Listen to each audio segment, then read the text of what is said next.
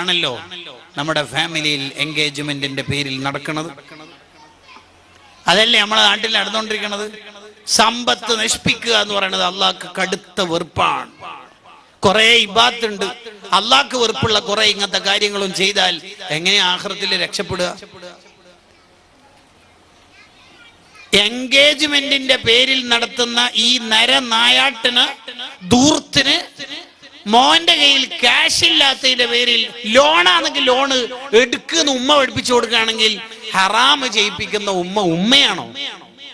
എന്താ ഈ കഥ?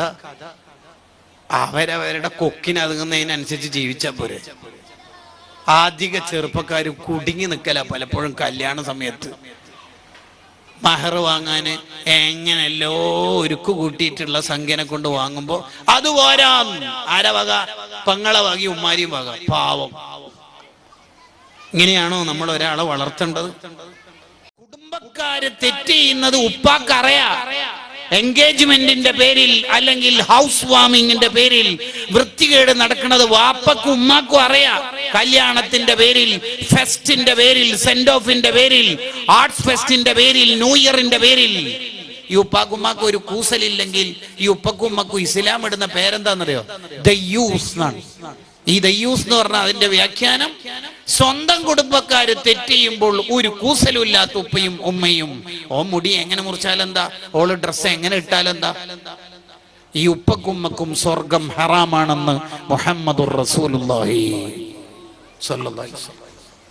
കുടുംബക്കാര് തെറ്റ് ചെയ്യുന്നത് നമുക്കറിയാം, അത് അംഗീകരിക്കുക, അത് നമ്മൾ അറിയുക എന്ന് പറയുന്നത് കടുത്ത ഹറാമും വൻദോഷമാണ്. അത് നമ്മളിൽ നിന്നുണ്ടാവരുത്.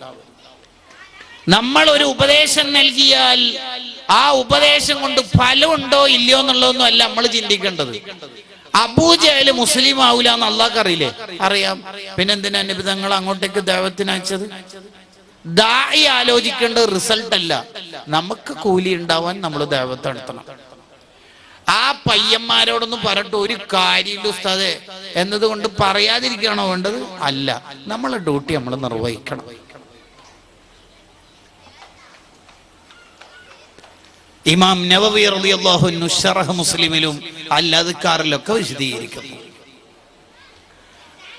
അതാണ് മൻ റആ മിൻകും മുൻകറൻ.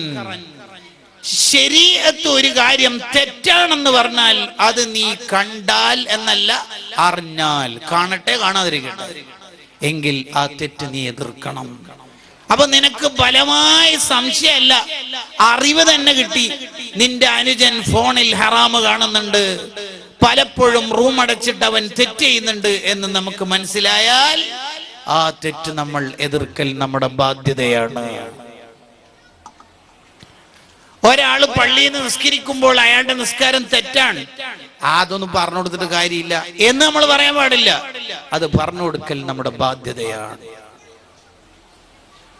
ഇല്ലെങ്കിൽ നമ്മൾ കൂടി കുറ്റക്കാരാവും. പറഞ്ഞു കൊടുക്കുന്നത് കുറച്ച് സോഫ്റ്റ് ആയി പറഞ്ഞു കൊടുത്താൽ മതി, കടുപ്പത്തിലാക്കരുത്, അത്രേ ഉള്ളൂ. അവനവന്റെ ലോകത്ത് പോയിട്ട് ഇപ്പോഴത്തെ പിള്ളേരോടൊന്നും ഒന്നും പറഞ്ഞിട്ട് കാര്യമില്ല എന്ന വാദം ഒരു നിലക്കും ഇസ്ലാമിൽ അംഗീകൃതം അല്ല. നമ്മൾ നമുക്ക് അല്ലാഹു തന്ന ദീൻ മറ്റുള്ളവർക്ക് പകർന്നു കൊടുക്കണം. അപ്പൊ ഉപദേശിക്കണം.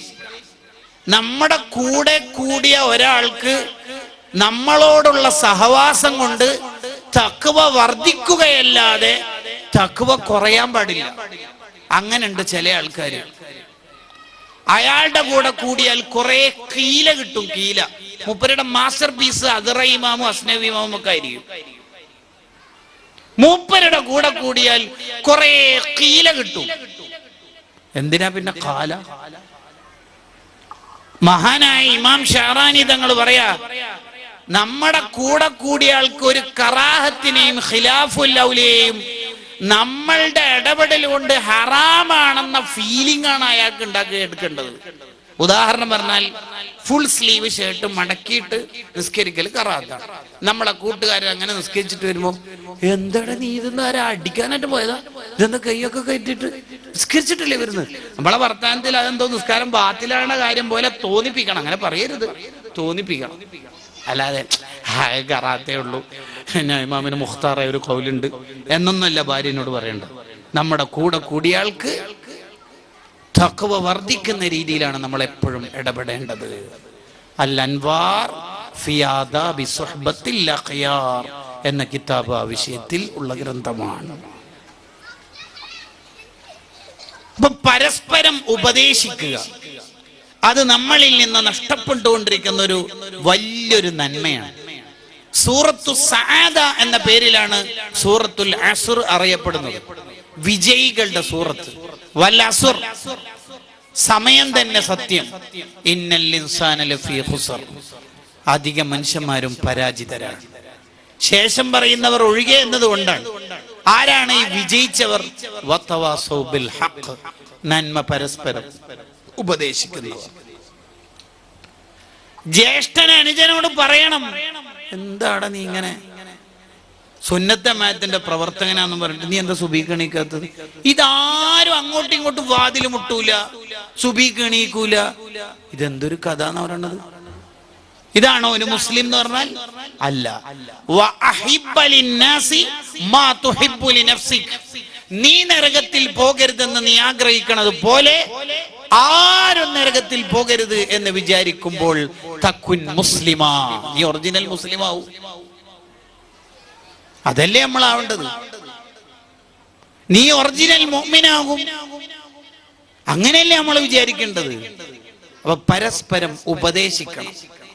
ഉപദേശിക്കുന്നവരോട് വെറുപ്പുണ്ടാവുന്നത് ദുനിയാവിൽ നിന്ന് തന്നെ ശിക്ഷ ഇറങ്ങാനും ഒരുപക്ഷെ നമ്മുടെ ഈമാൻ തന്നെ നഷ്ടപ്പെടാനും മോശം മരണം ഉണ്ടാവാനും കാരണമാവുന്ന ഒരു തെറ്റാണ്. ഉദാഹരണത്തിന് ഒരാൾ എൻ്റെ അടുത്ത് വന്നിട്ട് പറഞ്ഞു, സതെ വെള്ളി മോതിരിടൽ സുന്നത്താണല്ലോ, ഇടുസ്ഥാൻ ഇട്ടൂടെ എന്ന് പറഞ്ഞു. ആ വെള്ളി മോതിരം അയാൾ ഉപദേശിച്ചുകൊണ്ട് ഞാൻ ഇട്ടില്ല എന്നതുകൊണ്ട് ഞാൻ നരകത്തിൽ പോകുന്നോ നമ്മൾ നരകത്തിൽ പോകുന്നോന്നോ വിലയിരുത്താനൊന്നും വകുപ്പില്ല. കാരണം അതൊരു സുന്നത്താണ്. പക്ഷെ അയാളോട് നമ്മൾ തിരിച്ച് പറയണത് എന്ത് സുന്നത്ത്? അങ്ങനെ എല്ലാ സുന്നത്തും എല്ലാവർക്കും എടുക്കാൻ കഴിയും? എത്താ പറയണ? നീ എല്ലാ സുന്നത്ത് കൊടുക്കല്ലോ എന്ന് അയാളോട് തിരിച്ച് ചൂടാവുന്ന തരത്തിലോ അയാളെ പരിഹസിക്കുന്ന തരത്തിലോ ഇടപെട്ടാൽ അതൊരു അപകടം. വെള്ളിമോതിരം ഇടട്ടെ ഇടാതിരിക്കട്ടെ, അയാളെ ഉപദേശിച്ചതിന്റെ പേരിൽ ട്രോളുക എന്ന യൂട്യൂബ് കമന്റിന്റെ പണി നമ്മൾ എടുത്താൽ അത് പ്രശ്നമാണ്. അവസാന കാലാവുമ്പോൾ ഇസ്ലാമിൽ നിന്ന് പുറത്തു പോകുന്ന വാക്കുകൾ വർദ്ധിച്ചു വർദ്ധിച്ചു വർദ്ധിച്ചു വരും. പലർക്കും അത് അറിയില്ല. ഇസ്ലാം എന്ന് പുറത്തു പോകുന്ന മുർത്തദ്ദ എന്ന വാക്കാണ്. പലർക്കും റിദ്ദത്തിന്റെ വാക്കാന്നല്ല, അത് തെറ്റാന്ന് തന്നെ പലർക്കും അറിയില്ല. അങ്ങനെ നമുക്കൊരിക്കലും സംഭവിച്ചുകൂടാ. അതാണ് ഇമാം ഗസാലി റളിയല്ലാഹു അൻഹു കിബർ എന്ന് പറയുന്ന മഹാരോഗത്തെ കുറിച്ച് പറയുമ്പോൾ ഒരു കാര്യം പഠിപ്പിക്കുന്നുണ്ട്. ട്യൂമറും ക്യാൻസറൊക്കെ വന്നാലും മരിക്കേ ചെയ്യാം. വേറെന്താ സംഭവിക്കുക? മരിക്കും. കൂടിപ്പോയാൽ ലാസ്റ്റ് സ്റ്റേജിൽ മരിക്കും, അല്ലേ? അതെ. എന്നാൽ ക്യാൻസർ വന്നാൽ മരിക്കും എന്നാണെങ്കിൽ കിബർ വന്നാൽ എന്താവല്? ചത്തുപോകും. അവന്റെ ഹൃദയം അങ്ങ് മരിച്ചു. അങ്ങനെ ആയാൽ കിബർ എന്ന് പറയുന്ന രോഗത്തിന്റെ കാരണം കൊണ്ട് അയാൾക്ക് ഈമാൻ തന്നെ നഷ്ടപ്പെടുന്ന, ഈമാൻ ഇല്ലാതെ മരിച്ചു പോകുന്ന 8 തെറ്റുകുറ്റങ്ങളെ വളരെ ഗഹനമായി വിശദീകരിക്കുന്നുണ്ട് ദഖീറത്തുൽ ഖൈർ എന്ന കിതാബിൽ. അതിൽ ഒരു തെറ്റ് പറയണത് അൽ കിബ്റു, കിബർ എന്ന രോഗം. 80,000 കൊല്ലം ഇബ്ലീസിന് ഇബാദത്തുണ്ടായിരുന്നു. അത് മുഴുവൻ ബാത്തിലായതും നഷ്ടപ്പെട്ടതും കാലാകാലം ശപിക്കപ്പെട്ടവനായി വിലയിരുത്തപ്പെടുന്നതും കിബർ എന്ന രോഗം കൊണ്ടാണ്. കിബറിനെ കുറിച്ച് നബി സല്ലല്ലാഹു അലൈഹി വസല്ലം പറഞ്ഞത്, അണുമണി തൂക്കം കിബറിന്റെ ഒരംശം ഒരാളുടെ ഖൽബിൽ ഉണ്ടെങ്കിൽ മിസ്കാല ദർറത്തിൻ മിൻ ഖർദൽ, ഒരു കടുകുമണിയുടെ അത്ര കിബർ ഒരാളുടെ ഖൽബിൽ ഉണ്ടെങ്കിൽ ലാ യദ്ഖുലുൽ ജന്ന, അയാൾ സ്വർഗ്ഗത്തിലെത്തൂലെന്ന് സ്വർഗ്ഗം ഉണ്ടെന്ന് പഠിപ്പിച്ച മുത്ത് റസൂൽ സല്ലല്ലാഹു അലൈഹി വസല്ലം. നമ്മൾ ഓരോരുത്തരും പേടിക്കേണ്ടതാണ്, നമുക്ക് കിബറുണ്ടോ കിബറുണ്ടോ കിബറുണ്ടോ എന്ന്. മഹാന്മാരൊക്കെ ഏറ്റവും കൂടുതൽ ഭയപ്പെട്ട ഒരു രോഗം കൂടിയാണ്. അവർക്ക് കിബർ ഇല്ല, എന്നിട്ടും അവര് പേടിക്കുകയാണ്. അവര് താഴ്മയുടെ മകുടോദാഹരണങ്ങളാണ്. നിങ്ങൾ കേട്ടിട്ടില്ലേ? സിദ്ദീഖ് റളിയല്ലാഹു അൻഹു അധികവും പറയുന്ന ഒരു വർത്താനാണ്, വദിത്തു അന്നി ശഅറതൻ ഫീ സുദ്രി മുഅ്മിൻ. ഏതെങ്കിലും ഒരു മുഅ്മിന്റെ ഹൃദയത്തിലെ ഒരു രോമമായിരുന്നുവെങ്കിൽ ആ മുഅ്മിനായ മനുഷ്യൻ സ്വർഗത്തിലെത്തുമ്പോ ഈ അബൂബക്കർ ഒന്ന് കഴിച്ചിലാവായിരുന്നു. ആരാ പറയുന്ന നോക്കിയേ? ലോകത്തെല്ലാ നന്മകളും മേളിച്ച ഔലിയാക്കളുടെ ലീഡറാണ് ഈ പറയണത്. ലോകത്ത് 360 നന്മയുണ്ട്. ഏതെങ്കിലും ഒരു നന്മയുണ്ടെങ്കിൽ അയാൾ സ്വർഗത്തിലെത്തുമെന്ന് ഹബീബായ തങ്ങൾ പറഞ്ഞപ്പോ സിദ്ദീഖ് അങ്ങടെ ചോദ്യത്തിന്റെ താഴ്മ കണ്ടില്ലേ? അഫി യഖസ്ലത്തുൻ വാഹിദ, ഈ അബൂബക്കറിന് എങ്ങനെയെങ്കിലും ഒക്കെ രക്ഷപ്പെടാൻ ഒന്നെങ്കിലും ഉണ്ടോ നബിയേ? മോനെ കുറിച്ച് ഇവിടെ ചർച്ചയില്ലല്ലോ മോനിക്ക് 360 ഉണ്ട് എന്ന്. ആ സിദ്ദീഖങ്ങളാ പറയണത്, ഏതെങ്കിലും ഒരു മുഅ്മിനിന്റെ നെഞ്ചിലെ ഒരു രോമായിരുന്നുവെങ്കിൽ ഈ അബൂബക്കർ ഒന്ന് രക്ഷപ്പെടാമായിരുന്നു. ഇതാണ് ഒറിജിനൽ മുഅ്മിനീങ്ങളുടെ ഖൽബ്. അവര് താണ് അവർ താവേണ്ടടുത്ത് അവരുടെ ഹൃദയം ശുദ്ധിയാക്കി മാറ്റിയിട്ടുണ്ട്. എന്നാൽ ഉമർ റളിയല്ലാഹുവിന്റെ വർത്താനം എന്താ? വദിത്തു അന്നി ശഅറതൻ ഫീ സുദ്രി അബീബക്കർ. അബൂബക്കർ തങ്ങളെ നെഞ്ചിലെ ഒരു രോമായിരുന്നുവെങ്കിൽ സിദ്ദീഖ് തങ്ങൾ എന്തായാലും സ്വർഗത്തിൽ പോകുമ്പോ ഉമറും ഒന്ന് കഴിച്ചിലാവുമായിരുന്നു എന്നാണ് ഉമർ തങ്ങൾ പറയണത്. വഫാത്തിന്റെ നേരത്ത് ശത്രുവിന്റെ കുത്തേറ്റ് സുബഹി നിസ്കാരത്തിനിടയിൽ മറിഞ്ഞു വീണ് ബ്ലഡ് ഒലിച്ച് കുടിക്കാൻ കൊടുക്കുന്ന പാല് കുത്തേറ്റ സ്ഥലത്തെ ദ്വാരത്തുനിന്ന് പുറത്തേക്ക് ഒഴുകുമ്പോഴും ഉമർ റളിയല്ലാഹു അൻഹുവിന്റെ വിചാരം എന്തായിരുന്നു? മകനായ അബ്ദുല്ലാഹ് ഇബ്നു ഉമർ തങ്ങളെ വിളിച്ചിട്ട് പറയുന്നുണ്ട്, മോനെന്ന് ഹുദൈഫത്തുൽ യമാനിയെ വിളിക്കണം. ഹുദൈഫ തങ്ങളെ വിളിച്ചിട്ട് പറഞ്ഞു, നബി സല്ലല്ലാഹു അലൈഹി വസല്ലം തങ്ങൾ നിങ്ങൾക്ക് കുറെ രഹസ്യങ്ങൾ പറഞ്ഞു തന്നിട്ടുണ്ട്. ആ കൂട്ടത്തിൽ സ്വഹാബിയായി ചമഞ്ഞ് നടക്കുന്ന, സ്വഹാബിയാണെന്ന വ്യാജേന നടക്കുന്ന കുറെ മുനാഫിഖീങ്ങൾ ഉണ്ടെന്ന് നിങ്ങൾക്ക് പറഞ്ഞതായി എനിക്ക് റിപ്പോർട്ടുണ്ട്. ഉണ്ടല്ലോ, ആ ലിസ്റ്റ് നിങ്ങളുടെ അടുത്തില്ലേ? ഉണ്ട്. അതൊന്ന് നിങ്ങൾ നോക്കുമോ?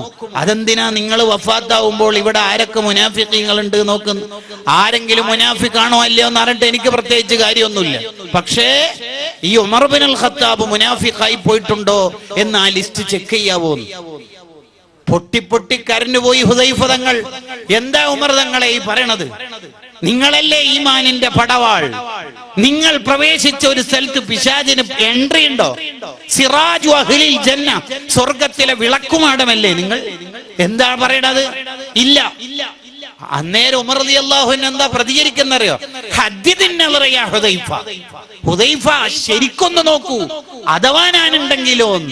നമ്മളൊക്കെ ആലോചിക്കേണ്ടതാ, ഞാൻ ഫോട്ടോന്റെ ആളാവുന്നുണ്ടോ? ഞാൻ ഉസ്താമാരുടെ മുമ്പിൽ വലിയ ആളാവാൻ കളിക്കുന്നതാണോ? അല്ല ഞാൻ വേറെന്തെങ്കിലും സംഭവമാണോ? എനിക്കൊരു തകാഫുൽ ഏറ്റെടുക്കാൻ കഴിവുള്ളതുകൊണ്ടാണോ ഈ കളിക്കണത് എന്നൊരു തോന്നൽ നമുക്ക് വന്നുപോയാൽ, ശരിക്കും നോക്കുമോനെ ഹുദൈഫ, ഈ വാക്ക് നമ്മുടെ ഹൃദയത്തിൽ ഉണ്ടാവണം.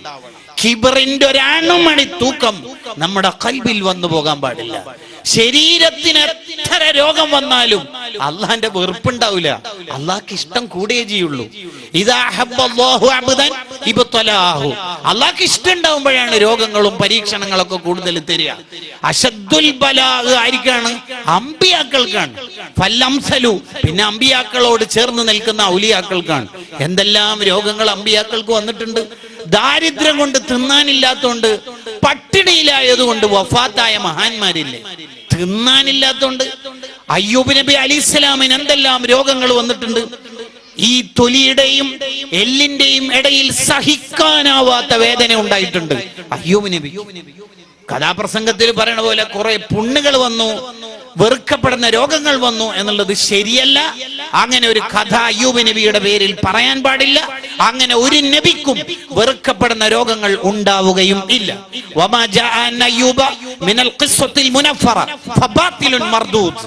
അയ്യൂബ് നബിയെ കുറിച്ച് അങ്ങനെ പറയുന്ന കഥകൾ മുഴുവനും കെട്ടുകഥകളാണ്, ഫാബ്രിക്കേറ്റഡ് സ്റ്റോറിയാണ്, ഫിക്ഷൻസ് ആണ്, ശുദ്ധ അസംബന്ധമാണ്.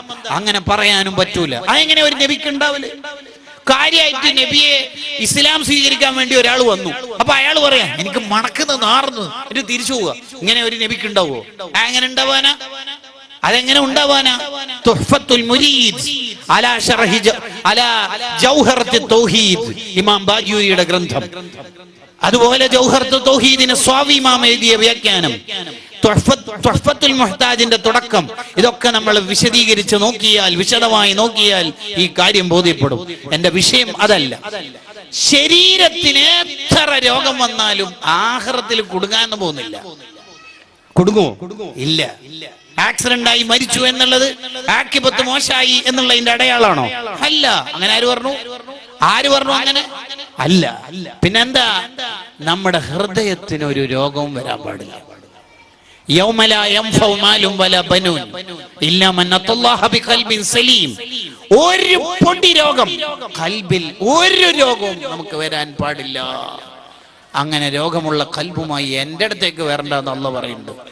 യൗമ ലാ യൻഫഉ മാലും വലാ ബനൂൻ. നിങ്ങളുടെ സമ്പത്തും മക്കളൊന്നും ഉപകാരപ്പെടാത്തൊരു ദിവസം. ഇല്ലാ മൻ അത്തല്ലാഹ ബിഖൽബിൻ സലീം. ഒരു രോഗവും ഇല്ലാതെ എൻ്റെ അടുത്തേക്ക് വരണം. കിബർ ഉണ്ടോ ഇല്ലയോ എന്ന് മനസ്സിലാക്കാൻ ഗസാലി ഇമാം ഇഹ്യാ ഉലൂമുദ്ദീനിൽ പറയുന്ന ചില അടയാളങ്ങളുണ്ട്. ഒന്ന്, ആരെങ്കിലൊക്കെ ഉപദേശിച്ചാൽ അയാൾക്ക് മനസ്സിനൊരു വെറുപ്പ് വരിക. ആരുപദേശിച്ചാല്?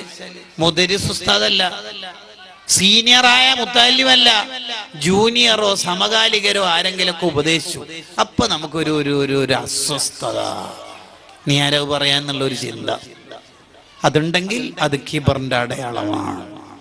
അയാൾ ആരാ അത് പറയാൻ എന്ന് ഒരാൾക്ക് തോന്നുകയാണെങ്കിൽ അത് കിബറിന്റെ അടയാളമാണ്.